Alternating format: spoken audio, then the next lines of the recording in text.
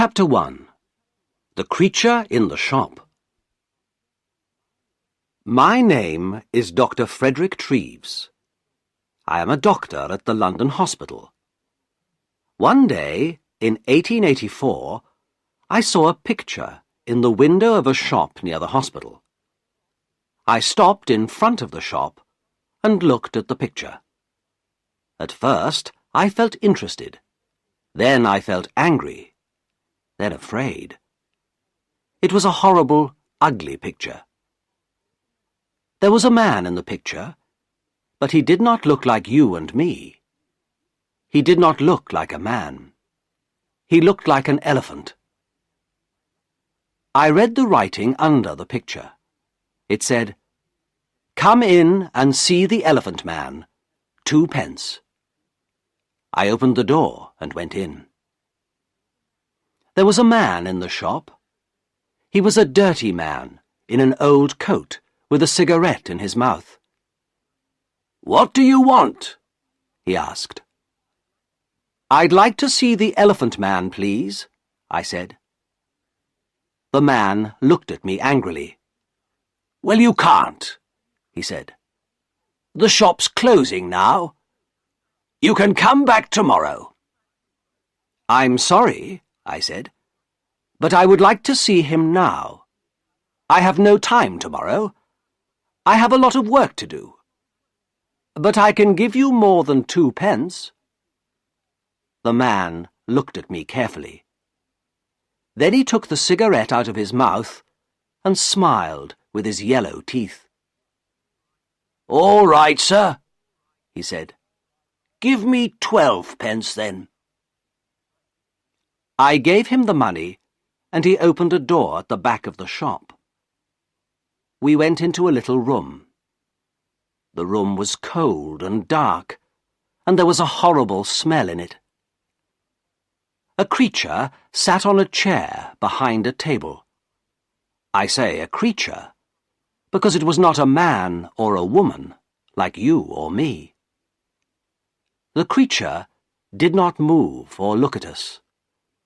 It sat very quietly on the chair, in the cold, dark, dirty room, and looked at the table. The creature had a cloth over its head, because of the cold. On the table in front of it, there was a dead flower. "Stand up," said the shopkeeper loudly. The creature stood up slowly. It took the old cloth off its head and put it on the chair. I looked at the creature and felt sad. I am a doctor, so I know a lot about accidents and ill people. I see horrible, ugly things every day. But this creature, this thing, was the worst of all. There were no men or women in the hospital like him. He wore some old trousers, but no shirt, coat, or shoes, so I could see his body very well. His head was the most interesting thing. It was very, very big, like an enormous bag with a lot of books in it.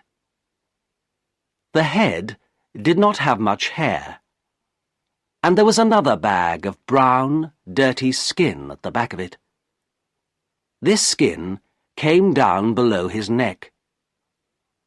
I could not see one of his eyes very well, because a lot of skin came down in front of his face, too. An enormous red tooth came out of his mouth, under his nose. It looked like an elephant's tooth.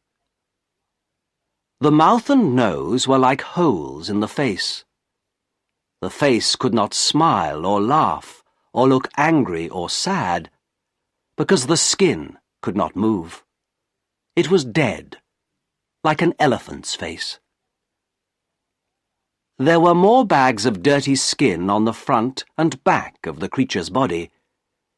These bags came down to his legs. The right arm was enormous, and there were bags of skin on it, too. The right hand was like a man's foot. but the left hand, the left arm and the left hand were beautiful. The left arm had wonderful skin, and the fingers of the left hand were long and beautiful. It was like a young woman's hand. "Walk, Merrick," said the shopkeeper angrily. "Come on, quickly, move." He hit the creature with his hand. Slowly, the creature walked across the room. But he could not walk well. His legs were very big and fat, and he had a bad back. He could not walk far without a stick. "All right, thank you," I said. "Let him sit down. I don't want to see any more." I felt ill, and the smell in the room was very bad. "Yes, sir," said the shopkeeper. "Sit down, Merrick." We went out of the room and closed the door. The shopkeeper smiled at me with his yellow teeth. "Wonderful, sir, isn't it?" he said. "The best elephant man in England. Hundreds of people come to see him, you know. Hundreds. I take him all over the country, I do." "Yes, very interesting," I said. "Can I sit down?" "Yes, sir, of course. Here's a chair." He looked at me, smiling. "Would you like a glass of water, sir?" "Yes, please," I said. Then I looked at the things in the dirty shop. There were 2 or 3 bad apples, and some old black bananas. That was all. No. No, thank you. I'm all right," I said. Did you call the creature Merrick?" "That's right, sir. Joseph Merrick. The best elephant man in England. I take him all over the country, you know. Lots of people want to see him." "Yes, I see. Do you get a lot of money?" "Well, sometimes we do, sir, yes. But it's difficult, you see, sir, because of the police. The police don't like us, you see, sir. So we can't stay in a town very long. We usually move every week." "Yes, I see. Well, anyway, Mr. Silcock, sir. Simon Silcock." "Yes, well, Mr. Silcock, I'm a doctor at the London hospital. My name is Dr. Treves.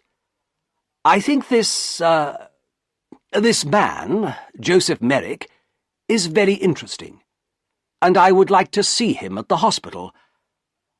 I want to look at him more carefully, you see." "Yes, sir. I see. But how can he get to the hospital? It's going to be difficult." "Why, man? The hospital's not far from here." "Well, yes, sir. I know. But you see, Merrick can't walk very well. He needs help." "You can come with him." "Do you want more money? Is that it?" "Well, yes, sir, I do. But you see, people are afraid of him, too. In the road, little boys always run after him and hit him. Then the police get angry, because people are afraid. Sometimes they take us to prison." "I see," I said. "Well, how can he come to the hospital, then?" "Bring a cab, sir," said Silcock. "You can take him to the hospital in a cab." Chapter 2. The Card. So next day, at 7 o'clock, I came to the shop in a cab. There were not very many people in the road, because it was early in the morning. In November, it is dark at 7 o'clock in the morning, and I could not see the shop very well. I waited 5 minutes. A postman walked past. Then the door of the shop opened, and the creature, Merrick, came out. I could not see his face or his body. He had an enormous black hat on his head, like a big box. A grey cloth came down from the hat in front of his face. There was a hole in the cloth in front of his eyes. He could see out of the hole, but I could not see in. He wore a long black coat, too. The coat began at his neck and ended at his feet, so I could not see his arms, his body, or his legs. On his feet he wore big shoes like old bags. He had a stick in his left hand, and he walked very slowly. I opened the door of the cab and got out. "Good morning, Mr. Merrick," I said. "Can you get in?" "Help my upper steps," he said. "I'm sorry," I said. "I don't understand." For a minute, he stood by the door of the cab and said nothing. Then he hit the cab with his stick. "Steps," he said loudly. "Help me up the steps." Then I understood. There were 3 steps up into the cab, and he could not get up them. "Yes, I see. I'm sorry," I said. "Let me help you." I took his left hand and began to help him. My right hand was behind his back. I felt very strange. His left hand was like a young woman's, but his back, under the coat, was horrible. I could feel the bags of old skin on his back under the coat. He put one enormous foot on the first step, and then he stopped. After a minute, he moved his second foot slowly. Then he stopped and waited again. "Hello, sir. Can I help you?" I looked behind me. It was the postman, and behind him I could see 3 young boys. One of the boys laughed. The postman smiled. "Is the gentleman ill?" he asked. I thought quickly. "Yes, but this is a lady, not a gentleman. I'm a doctor, and she's ill. Take her hand so I can help her better."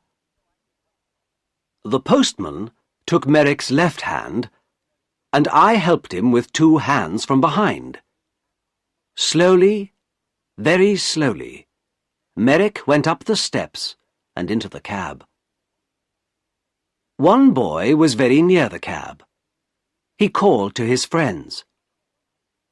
"Come and see this, boys! A fat lady in a black coat! And look at that enormous hat!" The boys laughed. They were very near the cab too now. I closed the door quickly. "Thank you," I said to the postman. "That's all right, sir," he said. "She's a strange lady, sir, isn't she?" "She's ill, that's all," I said quickly. "We're going to the hospital. Goodbye, and thank you." The cab drove down the road to the hospital. I looked at Merrick. "That was difficult, wasn't it?"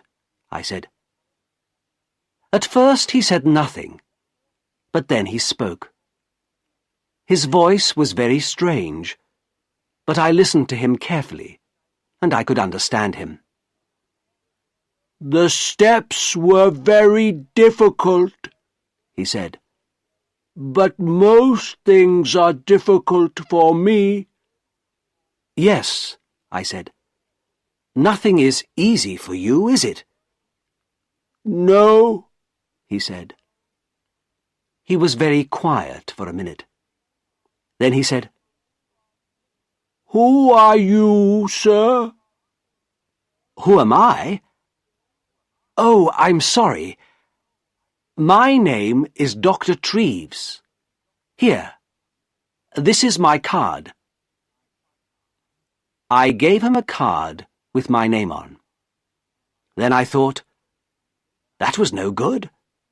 This man can't read. But Merrick took the card and looked at it very carefully. Then he put it in his trousers pocket. I did not talk to him very much at the hospital. I looked at his head and arms and legs and body very carefully. Then I wrote the important things about him in a little book. A nurse helped me. Merrick looked at her sometimes, but she did not smile at him or talk to him. I think she was afraid of him. I think Merrick was afraid too, because he was very quiet. At 4 o'clock, I took him back to the shop in a cab. The next day, I looked in the shop window again, but the picture was not there.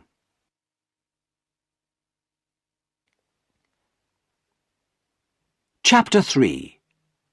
A Letter to the Times. I did not see Merrick again for 2 years. Then, one day, the police found him.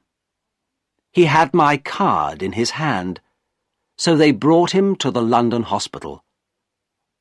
He was very tired, hungry, and dirty, so I put him to bed in a quiet little room. But he could not stay at the hospital. He was not ill, and of course the beds in the hospital are for ill people. We have no beds for hungry people or ugly people. I told the hospital chairman, Mr. Carr Gom, about Merrick. He listened carefully. And then he wrote a letter to the editor of the Times newspaper. From the Times, December the 4th, 1886. A letter to the editor. Dear Sir, I am writing to you about a man in our hospital. He needs your help. His name is Joseph Merrick, and he is 27 years old. He is not ill, but he cannot go out of the hospital because he is very, very ugly. Nobody likes to look at him, and some people are afraid of him. We call him the Elephant Man. 2 years ago, Merrick lived in a shop near the London hospital. For 2 pence, people could see him and laugh at him. One day, Dr. Frederick Treves, a hospital doctor, saw Merrick, brought him to this hospital, and looked at him carefully. Dr. Treves could not help Merrick, but he gave him his card. Then the shopkeeper, Silcock, took Merrick to Belgium. A lot of people in Belgium wanted to see him, and so after a year, Merrick had £50.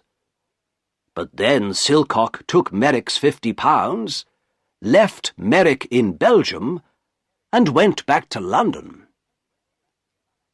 Merrick came back to London by himself. Everyone on the train and the ship looked at him and laughed at him. In London, the police put him in prison. But then they saw Dr. Treves's card and brought Merrick to the London hospital. This man has no money, and he cannot work. His face and body are very, very ugly, so of course many people are afraid of him. But he is a very interesting man. He can read and write, and he thinks a lot.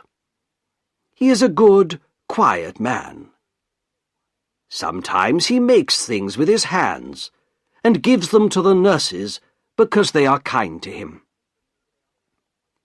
He remembers his mother, and he has a picture of her. She was beautiful and kind, he says. But he never sees her now. She gave him to Silcock a long time ago. Can the readers of the Times help us? This man is not ill, but he needs a home. We can give him a room at the hospital, but we need some money. Please write to me at the London Hospital. Yours faithfully, F.C. Cargom, Chairman of the London Hospital. The readers of the Times are very kind people. They gave us a lot of money. After 1 week, we had £50,000, so Merrick could live in the hospital for all his life. We could give him a home. Chapter 4. Merrick's First Home. We gave Merrick 2 rooms at the back of the hospital. One room was a bathroom, so he could have a bath every day. Soon his skin was much better, and there was no horrible smell. The second room had a bed, table, and chairs. I visited him every day and talked to him. He loved reading and talking about books. At first, he did not know many books. The Bible, and 1 or 2 newspapers, that's all. But I gave him some books of love stories, and he liked them very much. He read them again and again, and talked about them often. For him, the men and women in these books were alive, like you and me. He was very happy. But sometimes it was difficult for him. At first, 1 or 2 people in the hospital laughed at Merrick because he was ugly. Sometimes they brought their friends to look at him. One day, a new nurse came to the hospital, and nobody told her about Merrick. She took his food to his room and opened the door. Then she saw him. She screamed, dropped the food on the floor, and ran out of the room. I was very angry with the nurse and went to see Merrick. He was not happy about it, but he was not very angry. I think he felt sorry for the girl. People don't like looking at me. I know that, Dr. Treves, he said. They usually laugh or scream. Well, I don't want nurses to laugh at you, Joseph, I said angrily. I want them to help you. Thank you, Doctor, he said, in his strange, slow voice. But it's not important. Everyone laughs at me. I understand that. I looked at him sadly. In his one good hand, his left hand, he had the little picture of his mother. He looked at the picture for a minute, and then put it by a flower on the table. A tear ran out of his eye and down the skin of his enormous, ugly face. Dr. Treves, he said slowly, you and the nurses are very kind, and I'm very happy here. Thank you very much. But I know I can't stay here long, and I would like to live in a lighthouse. After the hospital, please. A lighthouse or a home for blind people. I think those are the best places for me." "What do you mean?" I asked. "Why?" He did not look at me. He put the flower on the picture and looked at it carefully. "Lighthouses have sea all round them, don't they?" he said. "Nobody could look at me in a lighthouse, so I would be happy there. And blind people can see nothing, so they couldn't see me, could they?" "But, Joseph," I said, "this is your home. You live here now. You aren't going to leave the hospital." "Not today, perhaps," he said, "but soon. You are a kind man, Dr. Treves, but I can't stay here very long. I have no money." I smiled. "Joseph," I said, "this is your home now. Don't you understand? You can stay here all your life." Very carefully, I told him about the letter to the Times and the money. I don't think he understood at first, so I told him again. He was very quiet for a minute. Then he stood up and walked up and down the room very quickly. A strange sound came from him, like laughing.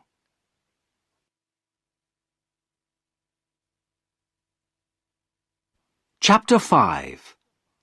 An Important Visitor.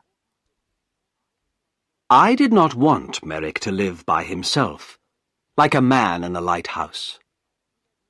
He read his books and talked to me, but I wanted him to talk to more people, and I wanted him to talk to women. Merrick read about women in his books, but he did not often talk to women. He met the nurses every day, but they did not talk to him very much. For them, he was always a creature, not a man. One day, one of my friends, a beautiful young woman, came to the hospital. I told her about Merrick and took her to his room. She opened the door and smiled at him.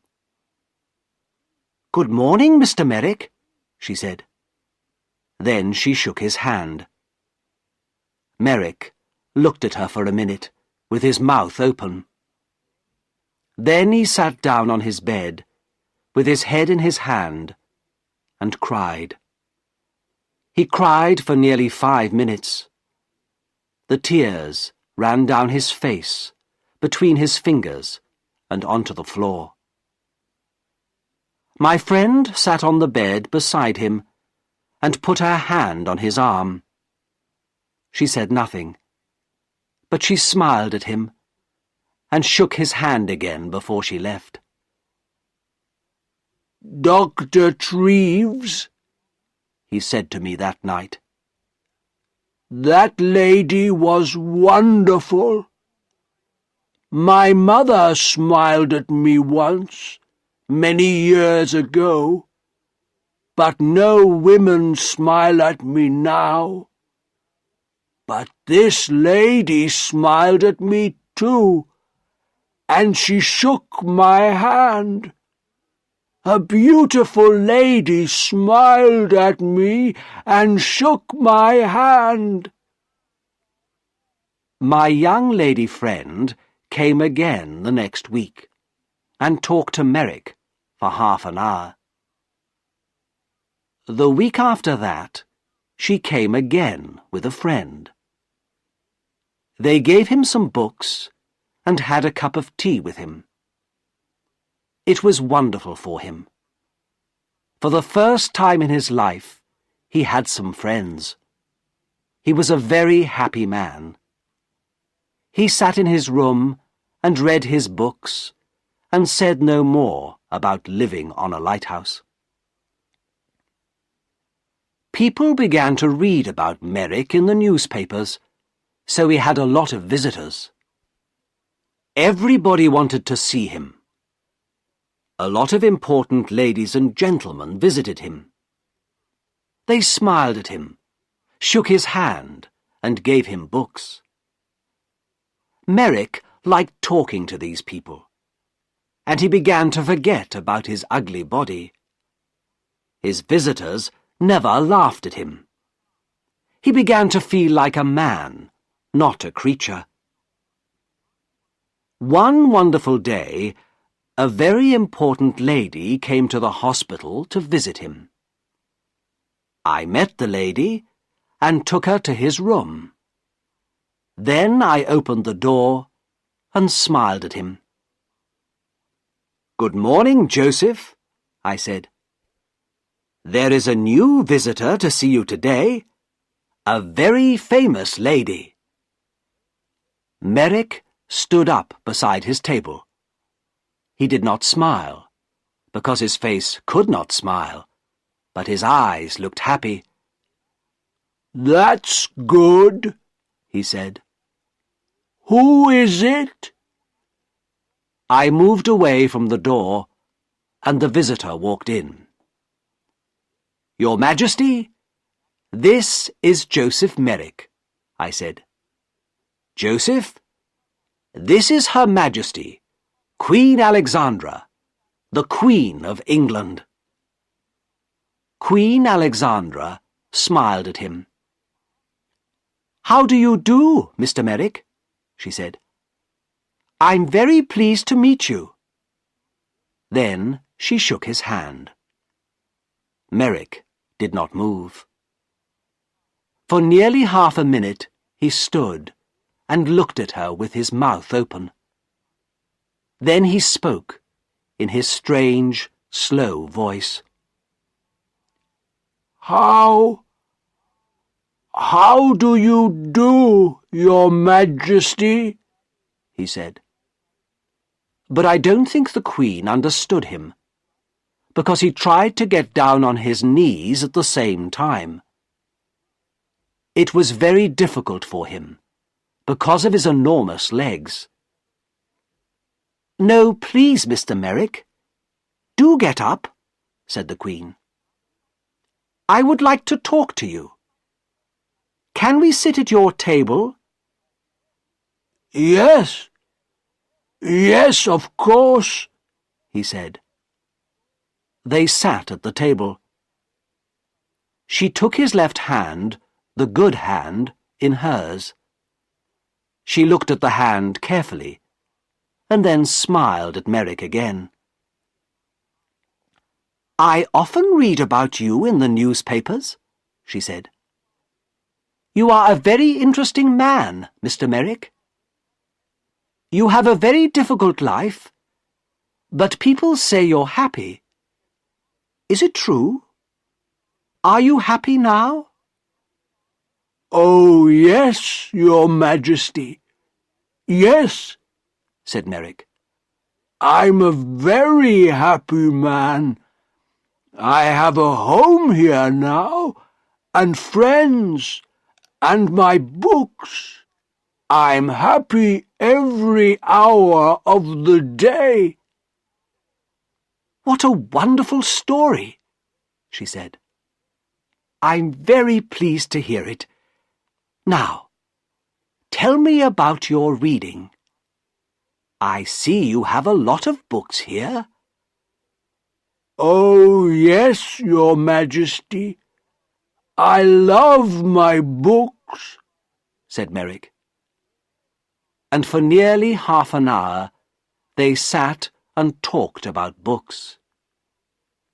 The Queen gave him a little book and some red flowers before she left. After her visit, Merrick began to sing. He could not sing easily, of course, because of his mouth, but all that day there was a strange, happy noise in his room. He looked at the flowers carefully and put them on his table. He had many visits from the Queen, and at Christmas she sent him a Christmas card. Windsor Castle, the 20th of December, 1888. Dear Joseph, here is a small Christmas present for you. I think it looks like me, doesn't it? I do like visiting you very much, and I am going to come to the hospital again in the new year. Happy Christmas, your friend, Alexandra. The present was a picture of Queen Alexandra with her name on it. Merrick cried over it and put it carefully by the bed in his room. Then he sat down and wrote a letter to the Queen. It was the first letter of his life. The London Hospital, 23rd of December, 1888. My dear Queen, thank you very, very much for your wonderful card and the beautiful picture. It is the best thing in my room, the very best, the most beautiful thing I have. This is the first Christmas in my life, and my first Christmas present. Perhaps I had a Christmas with my mother once, but I do not remember it. I have my mother's picture too, and she is beautiful, like you. But now I know many famous ladies and kind people, like Dr. Treves, and I am a very happy man. I am happy, too, because I am going to see you in the new year. Happy Christmas to you, my dear friend. With all my love, Joseph Merrick. Chapter 6. Outside the Hospital. Merrick had a lot of friends now, but he was more like a child than a man. He could read about things and talk to his visitors, but he could not go out of the hospital by himself. He thought and played like a child. After Christmas, he wanted to go to the theatre.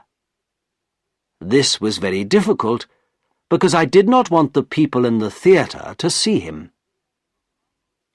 But a kind lady from the theatre, Mrs. Kendall, helped us. We bought tickets for a box at the side of the theatre.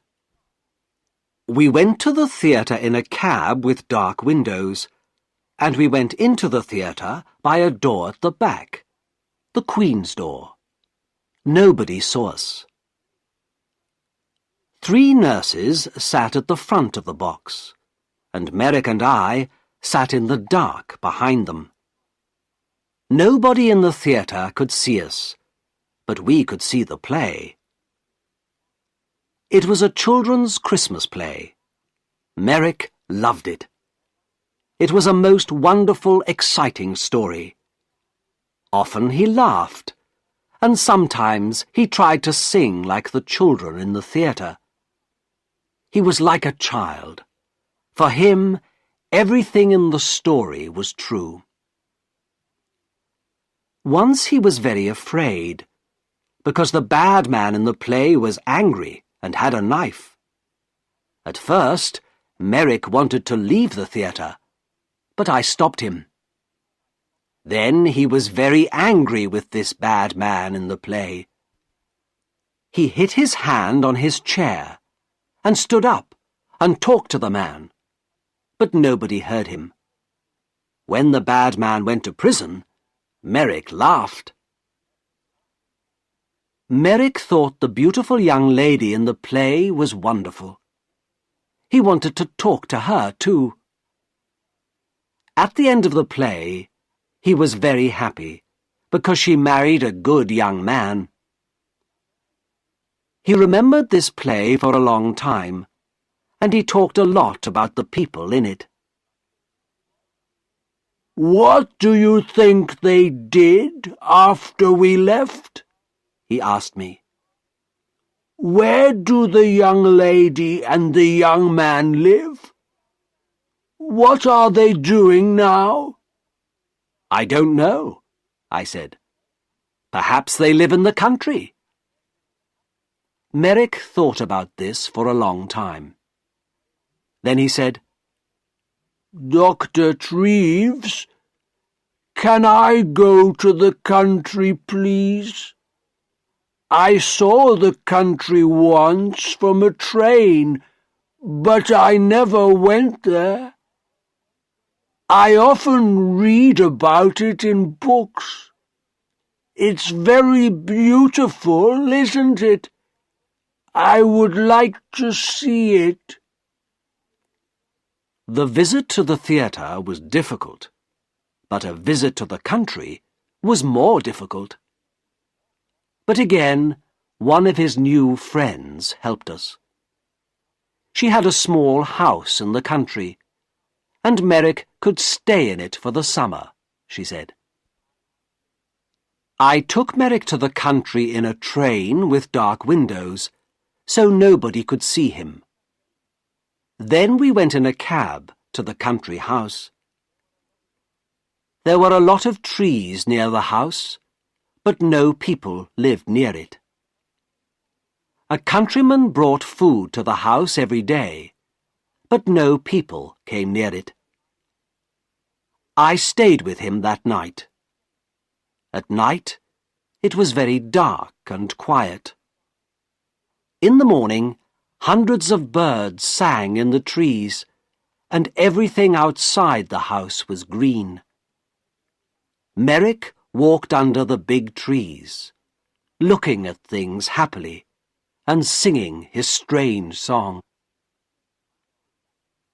I went back to London, but Merrick stayed there for 6 weeks. He was wonderfully happy. Every week, he wrote me a letter. Apple Tree House, West Wickham, Berkshire, the 21st of July, 1889. Dear Dr. Treves, I had a wonderful day again today. It was very warm, so I walked under the trees and sat by a stream. The water in the stream made a beautiful noise, like singing. Did you know that? I listened to it for 2 hours. Lots of little birds came near me. One had a red body in front and a brown back. I gave it some bread, and it sat on my hand. A lot of birds are my friends now. I watched the fish in the stream, too. They were very exciting, because they move very fast. 1 minute they were there, and the next minute I couldn't see them. But I waited quietly, and they always came back. I put my hand in the water, but I couldn't touch them. I met a big dog yesterday.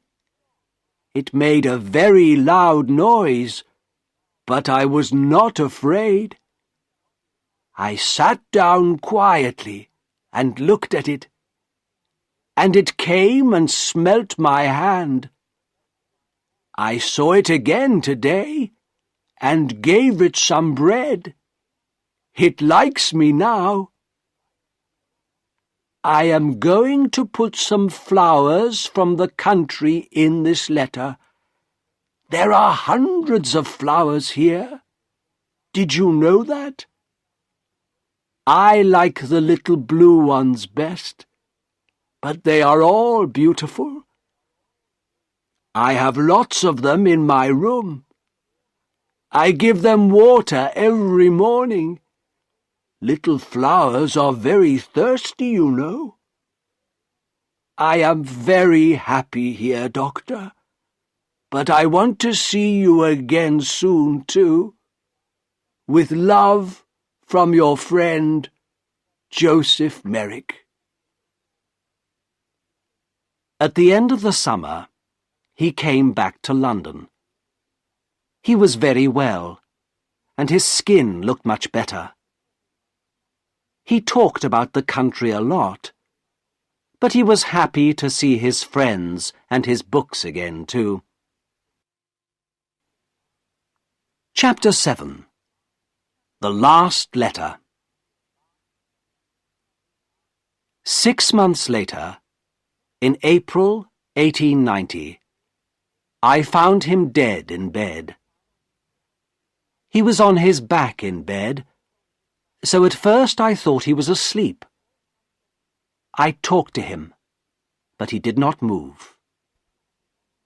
Then I saw that the skin on his face was blue, so I knew he was dead. He did not usually sleep on his back. His enormous head was very heavy, so he usually sat up in bed, with his arms round his legs, and his head on his knees. He could sleep well like this. But he wanted to sleep on his back like you and me. He tried to sleep on his back that night, but his heavy head came off the bed, and he broke his neck. He died very quickly. Next day, the chairman of the London hospital, Mr. Carr Gomm, wrote to the editor of the Times again. The Times, April the 16th, 1890.